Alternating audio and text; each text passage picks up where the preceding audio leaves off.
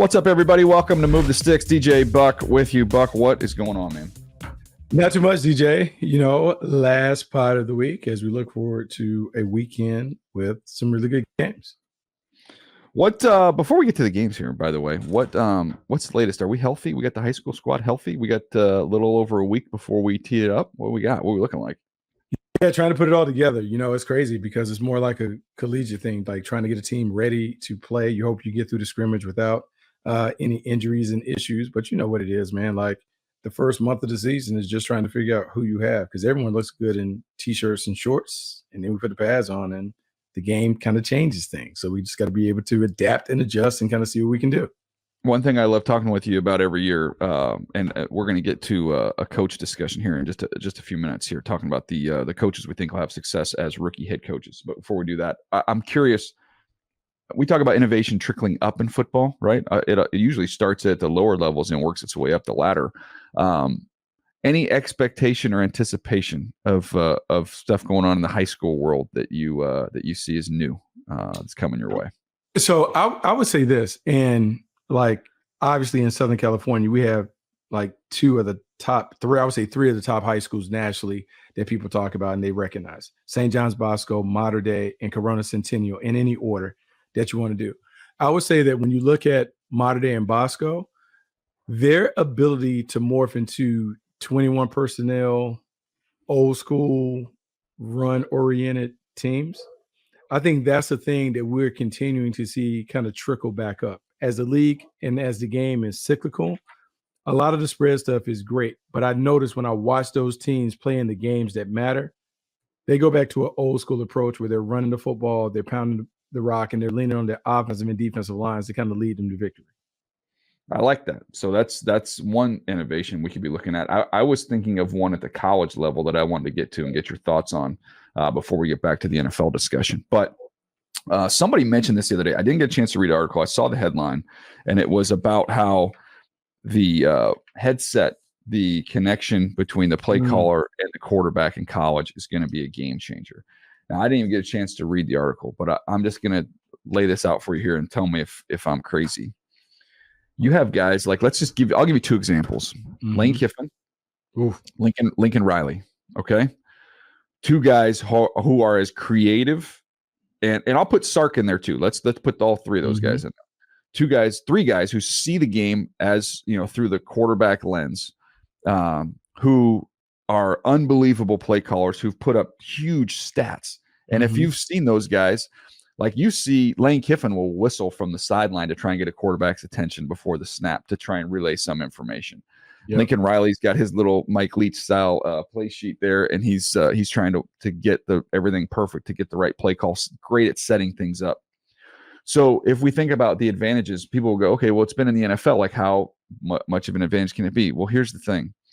You get the advantage is that the time before it cuts off before the play, right? So you'd be advantaged to play fast to get to the line of scrimmage to reel off a bunch of plays. So let's think about Chip Kelly as the example.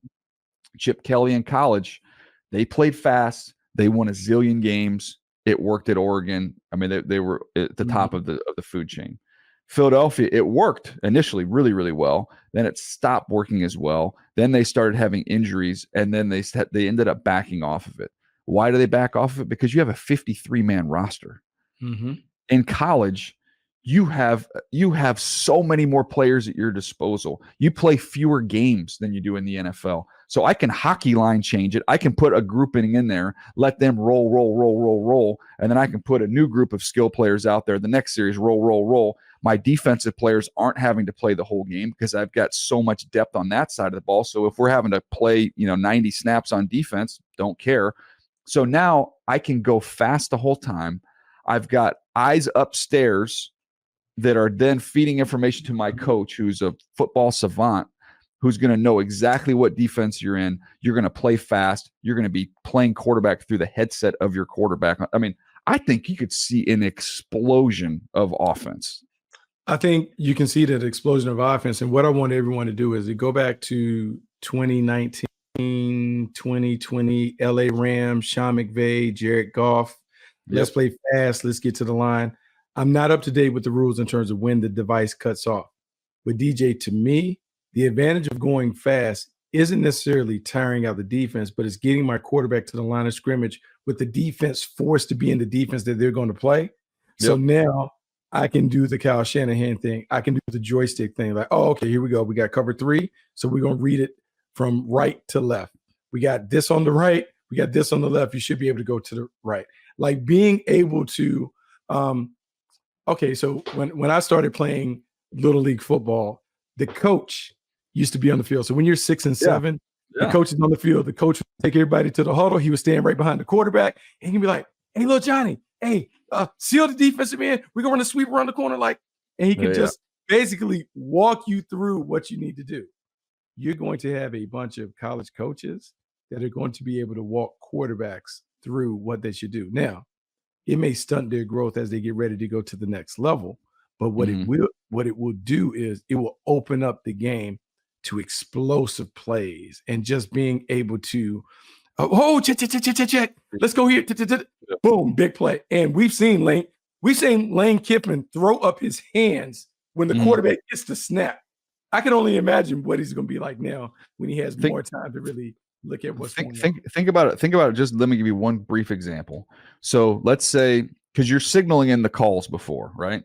So let's say you signal in the call, you get the look that you want, and he ends up working the other side of the route, right?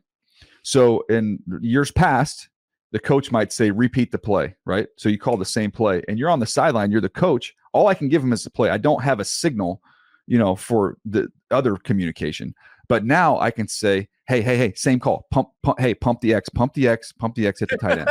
Like, you know what I mean? Like, there's no card that says pump the X, hit the tight end. It just is the play call. Now I can give him that information, and we're rolling. I can literally. It is. People need to go back and look at Jared Goff's stats that first year when Sean McVay was there, and people allege that he was basically playing joystick. Come to the line, get him set, dummy call, blue. Yeah. Now the defense has to uncover, and but the pass, DJ, they used to have to look to the sideline, get a signal, which gave the defense an opportunity to then reset. Like, you can go, dummy it. He was like, oh, take the shot to the right. Go. I mean, it is mind-boggling what could happen and how the real creative offensive play callers could do it. And I just remember how DT, Dennis Thurman, a friend of the program, would talk about, like, in Baltimore, how when they would play the Indianapolis Colts and Peyton Manning, and how they would have to change their play calls every quarter, and how they would have to change the wristbands every quarter because Peyton would get to the thing, and they were masterful at being able to dummy check and kind of see what you're doing and get a feel for all of those other things. Who is going to be the defensive mastermind that utilizes the communication device to make life even that much more difficult for the offense? That's the bigger thing. Like, who's going to be able to say, hey, we're going to dummy check. We can get out of this. Oh, no. Yep. Get it out. Yep. It's going to be interesting to see how this plays out. Well, you just think of the advantage of experience, right? And we always talk about it, man. If you have a signal caller on, quarterback, and then you have a signal caller on defense that both have a lot of experience, they've seen everything. Well, when we're talking about experience and seeing everything, we're talking about maybe 2-3 years of college experience. Now, all of a sudden, you might have 20 years of college experience in your headset, because that's who's being able to communicate to you to then, play the telephone game and communicate it to everybody else. So I think it is a game changer. I'm fascinated to see it. My instinct is that you're going to see some of these top offensive minds that they're going to love it. And they are going to absolutely love it because they're going to get to be more interactive. It's going to be like they got the joystick firmly in their hands on the sideline. And again, I think the fact of the roster size, the depth, the fewer games, that you're going to see teams go fast as lightning. I mean, it's always been that way. It's trended that way, Buck, with tempo. I think it's time to really crank it up. Yeah, so I think I'm glad you brought up Chip Kelly, because I think they miss one part of his innovation during his time at Oregon. You talked about how fast they went and how they just kind of went up and down the field. But DJ, what you pointed out, I think people missed. The hockey line substitutions that Oregon used to do back in the day, it was revolutionary. We never saw someone swap out their entire defense. Like, they would just send a whole wave onto the field, and being able to play those guys, not only to get them reps and experience, but being able to just wear people down with just bodies and rest and just energy and effort. The team that masters that part of it, and Chip Kelly's at a place where they can do that. Oregon State, Ohio State has enough depth where they can begin to think about wholesale substitutions and hockey line and doing things that because of the transfer portal and because of what they've been able to secure in the portal, they can wear people out because their ones and twos are going to be superior to some teams' number ones.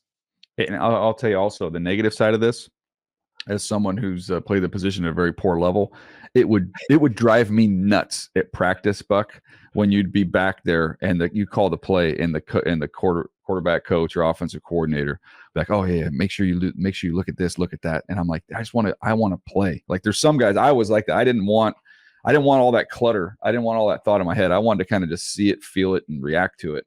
But then it's like, oh man, he's got me. I was planning on, looking here and seeing it this way, but now he's put this other. It's like a swing thought in your mind when you get up to hit a golf ball. Some people do well with that. I don't. So it'll be curious. You got to feel a feeling out process there, because I'm sure some quarterbacks will be like, hey, enough. Like, get out of my ear, get out of my head. I just want to play.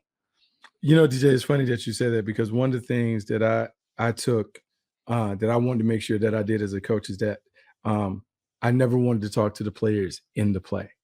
Just like you said, it drove me crazy when you're settling in at cornerback and the coach is like, hey, what's this? What's that?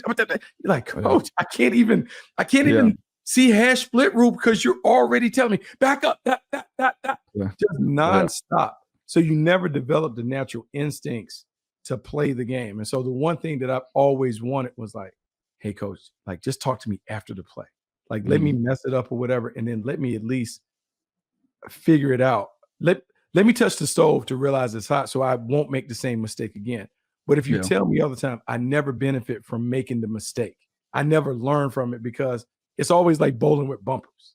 I don't want to bowl with bumpers. And there would be that fine line, DJ, between giving them information and overloading them with too much information. And that's a line that everyone struggles with, no matter whether you're in Pop Warner, high school, college, pros, or whatever.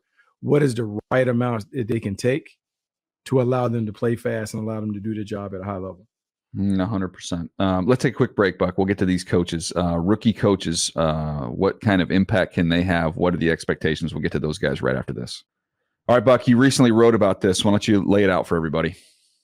Okay, so the idea or the premise of the article was, let's rank the year one coaches, the rookie coaches that have the opportunity to go from worst to first or to win a division right away. Look, 6 out of the last 7 years, we've seen a rookie coach come on top of the division, at least one win a division as a first-year coach. And so we wanted to look at this slate of coaches and kind of begin to pinpoint which ones have the best chance to win the division as rookies. All right. Well, lead us off here. I don't think there'll be much surprise with who you have at number one. Yeah, so we can go with Raheem Morris, number one for the Atlanta Falcons. Part of it is Raheem Morris's experience, second time he's been a head coach, really influenced by not only his time with Mike Tomlin, but what took place when he was in LA with Sean McVay. He talked about the collaborative effort between front office and coaching staff. But I think it's the division that really opens up for him. There's not a clear-cut favorite. We can talk about being excited about Tampa. New Orleans is an older squad, and then the Carolina Panthers are rebuilding. So it's wide open for the Atlanta Falcons to be able to hand the ball to Kirk Cousins or Michael Penix and win because of their offensive production. And you cannot underestimate the job that Raheem Morris did with the defense in LA, teaming up with Jimmy Lake, someone who knows him well, someone who's with him in LA, with him in Tampa. They know each other. Jimmy Lake is a defensive coordinator with Raheem. Look, the defense played pretty good last year. If they can pick up where they left off, it gives them a chance to win the division. Yeah, to me, the only question, really, my main question is just pass rush. Can they generate pass rush? If they can do that, I think they've got a good shot. Although, the more I look at the Bucks, the more I'm thinking maybe we all underestimated Tampa a little bit. But I think of all these rookie coaches, he's got the best shot to win the division. All right, second was a guy I got to see last week in Mike McDonald with the Seattle Seahawks. Yeah, DJ. The culture has changed because he's the son of a military man. So it's a little more, I would say, buttoned up. But I think this is a nice transition from Pete Carroll to Mike McDonald in terms of the players that he inherits, what he's added to it, and the system that they're going to play, particularly on defense. We've seen, you talked about Byron Murphy earlier on the previous pod, but now DJ Mike McDonald does a great job of simplifying things for his players so they can play fast and free while also having the complexity of showing the offense a bunch of different looks. Well, that can take place. Offensively, I'm excited about Grubb coming over from UW, like I guess I can't even say cross town, but kind of over the bridge around. But being able to take over this offense, because this offense has some explosive potential. People don't talk enough about DK Metcalf, Tyler Lockett, and JSN being an explosive trio with Geno Smith. I think this team is good, man. And with the issues that the San Francisco 49ers are having, kind of like the Super Bowl hangover where everyone wants to get paid, the Seahawks and the Rams should be duking it out to be number one in this division. I can see a path to the Seattle Seahawks winning the division in Mike McDonald's first year. I think that the Niners are going to have a tougher go of it this year. Just, looking at things early on here and then examining some of these rosters and seeing some of the rookies that have been added to the mix. I think all three of those other teams are improved, and I'm with you. I like Mike McDonald. I like what I saw live in person in the first preseason game. They were flying around. They've got a really good secondary. They also, with Byron Murphy up front, I think he's got a chance to be a real difference maker. They've got a lot of depth on the edge. They can roll a lot of guys through. I think they've got a good depth roster there. Some young offensive linemen. They've got a couple backs. Geno's, been solid, and he's out there healthy to go along with those wideouts. So, yeah, no, I'm with you. I would have him too on that list. I got no disagreements. How about number 3? So let's go with the Washington Commanders head coach Dan Quinn. And this might be a bit of a surprise because the Commanders have not necessarily been considered a contender, a playoff contender or whatever. We thought that the job that they would have to do with Adam Peters and Dan Quinn teaming up would be one that would take them a while. But DJ, when you look at this team and this roster, it might be a little better than people get it credit for. And when you think about Dan Quinn, the force of nature that he is as he's attempting to build that brotherhood in the locker room, that's going to give him a chance because they're going to play hard. And they have a core of veterans, Bobby Wagner's and some of those guys that came over, Doris Armstrong, that have won enough that they can kind of change some of the things in the locker room. And with a young quarterback who's dynamic like Jaden Daniels, if Cliff Kingsbury can get Jaden Daniels to play like Kyler Murray played in his first season, this team is going to be right there. So I think they have a chance to kind of backdoor into the NFC East and supplant the Philadelphia Eagles and the Dallas Cowboys as the top teams in that division. Yeah, I'm bullish on Jaden Daniels. I'm a little concerned about the offensive line. That would be my only drawback there. How about number 4, Buck? Okay, so we'll go with the Chargers. And like, there are a lot of questions. Look, before I probably would have had Jim Harbaugh ranked higher, if not for the little injury of Justin Herbert. That just makes me a little squeamish. I don't know how long it's going to take for him to get back. But we've seen this time and time again, right? Like, we were in the scouting ranks when he took Stanford and turned him into the bully that knocked off USC when USC was at the top of the mountain. We saw it in San Francisco where he was able to get them on top and they eventually went to the Super Bowl. We saw him in Michigan. Took a little longer at Michigan, but we've seen him orchestrate these turnarounds. He's going to infuse a bunch of life and a bunch of confidence into his team. They're going to play a style that makes everyone uncomfortable. That's enough, though. That's enough to kind of put them in the conversation. The Kansas City Chiefs, though, are head and shoulders above everyone in the division, but you just never know how the ball can bounce. You never know if an injury changes the way a team goes about doing business. So give the Chargers a chance. That's why I have Jim Harbaugh number 4. Yeah, to me, I would say not only Herbert staying healthy, I would say those edge guys staying healthy. If they can keep Bosa and Mack and run those guys out there for 17 games, I think they've got a chance to be a playoff team. So that to me is that trio. Got to keep those guys healthy. Right behind them at 5, you've got another coach in the division, Antonio Pierce. Yeah, Antonio Pierce. And here's what's interesting about the Raiders, right? The biggest question and concern that the Raiders have is the quarterback position. But if you take the quarterback out of the equation, it's a really good roster, right? They got good personnel. Christian Wilkins and Max Crosby teaming up is an issue for opponents trying to block them at the point of attack. Offensively, the debut of the 12 personnel package with Michael Mayer and Brock Bowers both on the field at the same time, it's going to be a headache. You ask any defensive coordinator, one of the toughest things to defend is ace personnel with 2 tight ends on the field, particularly when one of those tight ends can be the chess piece, can be the queen on the chessboard, move anywhere. And with Brock Bowers being able to do that, they're going to have some opportunities. It's just a matter, can the quarterback make the plays? Because right now the question mark is the quarterback. Aiden O'Connell or Gardner Minshew, are either one of those guys good enough to win games? I think Bowers is going to be awesome. I haven't seen them in camp. Little preseason action. He runs like a wideout. I mean, he is really, really a special player. So I'm excited about him. And I will say Jack Jones. If you're going to put down favorites to lead the league in interceptions, Jack Jones might be at the top of the list. He is a ball magnet. He's going to have a monster year. Just needs to, just keep focused. If he stays focused, he'll have a big year for the Raiders. Brian Callahan with the Titans, you have at 6.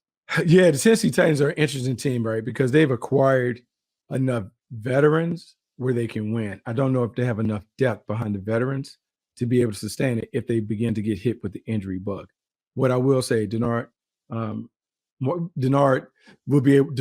will be able to kind of get this defense up and going. They got some people up front, Jeffrey Simmons. You think about how they've upgraded the secondary, L'Jarius Sneed, but then bringing over Jamal Adams and Quandre Diggs. And even though it's an older group that you're counting on, if healthy, they got enough experience to be able to help him. But a lot of it will fall to Will Levis. Can Will Levis take a reasonable jump in year 2 to take advantage of the weapons that he has on the outside with Calvin Ridley, DeAndre Hopkins, who's injured but will eventually come back, and then Tony Pollard in the backfield? They kind of have an asterisk by their ascension to the top, but if things go right, they certainly have enough talent to be able to be in that competitive mix in the AFC South. I feel like a lot of new pieces need to come together there, though. I mean, that would be my one cautionary tale. A lot of things have to go right for them. All right, you've got New England's Gerard Mayo at number 7. Yeah, no. So here's the thing that's interesting about the New England Patriots. The New England Patriots got rid of Juju Smith-Schuster. They're in desperate need of a veteran wide receiver to help their young QB. I can't call him QB1. Their young QB to be in Drake May. And without that, man, they just have a very pedestrian cast of pass catchers on the perimeter until the rookies kind of show us what they can do. Javon Baker, Jalen Polk, and those guys. So you just don't know what they're going to get. The one thing we do know, defensively, this is a unit that has traditionally played well over the last 5 years. They find a way to get it done, regardless of whether they're missing pieces or not. They typically play very, very well. Does Gerard Mayo have the chops to fix things like Bill Belichick could fix things in the middle of the season when it came to the defense? That's what I worry about. They're really far behind when it comes to the rest of the division. You think about the Dolphins, the Bills, they just have more firepower. So that's why I have them ranked number 7. Yeah, I do love him as a coach. I just think they don't have the pieces yet. They are another offseason away from being a really good competitive team. Defensively, they'll be okay. I just don't see enough blue players offensively for them to win enough games.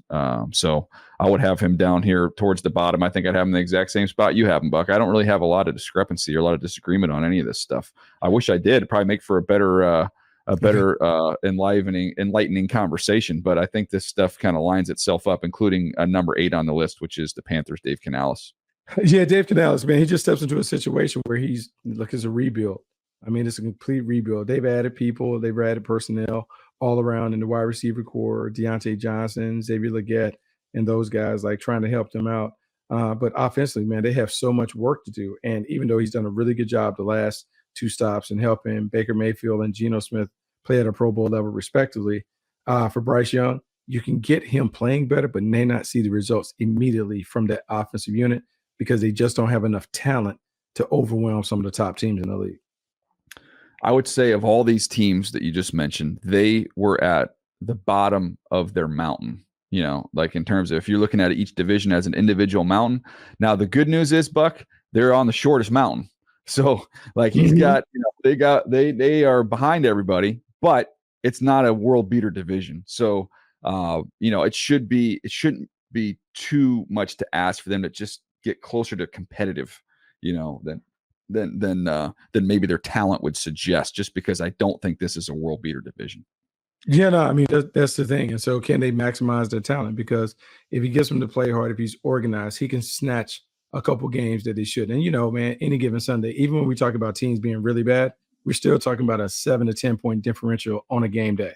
A turnover here, a favorable break, something happens. Momentum is a funny thing. They just have to play hard. And if they play hard and they take care of the football, meaning they reduce their turnovers, that'll give them a chance to kind of sneak and win some games. Not enough to get to the top of the division, though. Yeah, I think they're going to play a lot of low-scoring games, so they got to find a way to, that they need to be creative. They need to steal. They need to steal a couple games, whether that's just by being maybe a little bit over-aggressive defensively. Maybe that's something with this new kickoff rule. They can get something going on special teams, but they got to find a way to steal a couple because I just don't think they have enough. Again, similar to the Patriots, I just don't think they have enough dudes to be able to be, a really, really good football team. So got to be creative, got to find a way to steal a game or two. Buck, that was fun, man, going through all those coaches. Anything else you want to add on here? No, like it's funny because we talk about the rookie coaches and how quickly you can turn things around. What used to be about a 3 or 5 year plan, right now people want instant results. Some of these coaches will find themselves on the hot seat if they don't have major strides in year one. Man, year two, you talk about being squarely on the burner just because you weren't able to get it done quickly. No doubt. All right. Well, that's going to do it for us today. Again, we got 3 in for you this week. We'll be back with more pods coming your way. Next week, we'll recap week 2 of the preseason. It's been fun so far. It's only going to get better. I can promise you that. In college football, it is knocking on the door right around the corner. So appreciate you hanging with us. See you next time right here on Move the Sticks.